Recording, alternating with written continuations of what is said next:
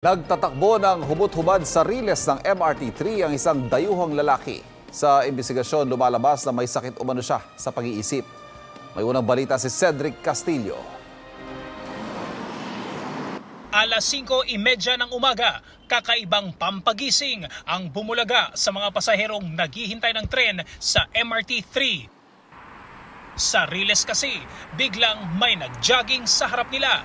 Ang lalaki, walang saplot. Nakapila ako mga ilang minuto. Suddenly, ayun, may nakita akong tumatakbo na kahubad. Buti tumigil yung train. Akala ko maandar yung train kasi nakita ko na siya nakabungad na yung train. Buti huminto.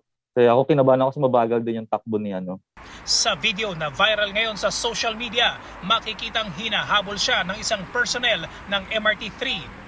Ayon sa pamunuan ng tren, isang banyaga ang lalaki. During the time na ini-inspection yung kanyang bag, biglaan ang pangyayari, bigla siyang naghubad ng kanyang mga damit at tumalon dun sa truck patungo dun sa direksyon ng Shaw Boulevard Station, so northbound. No? Tapos hinabol siya ng ating mga guards at dun malapit sa may bandang footbridge. Pagkalagpas ng Boni, dun siya naabutan. Sa video namang ito, makikita ang lalaki na nakagapos na sa stretcher, bit-bit ng mga MRT personnel, paliwanag ng pamunuan ng tren. Nagwawala kasi siya, medyo malikot, no?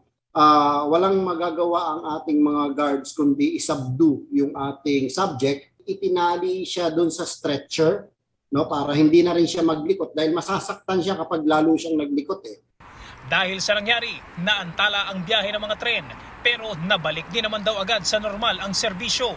Dinala sa Mandaluyong Police Headquarters ang Foreign National kung saan formal siyang inireklamo ng pamunuan ng MRT.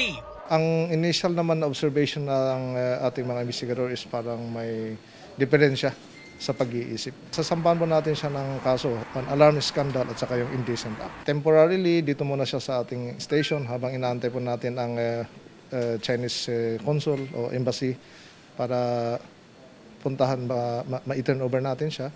Paalala naman ng MRT sa publiko, peligrosong lugar ang riles ng kanilang tren.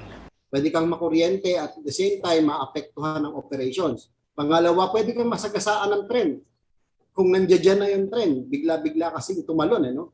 Pangatlo, pwede kang madapa, pwede kang ma-injure dahil dun sa yung rail track natin, puro bato yan, puro graba yan. Para sa unang balita, Cedric Castillo reporting.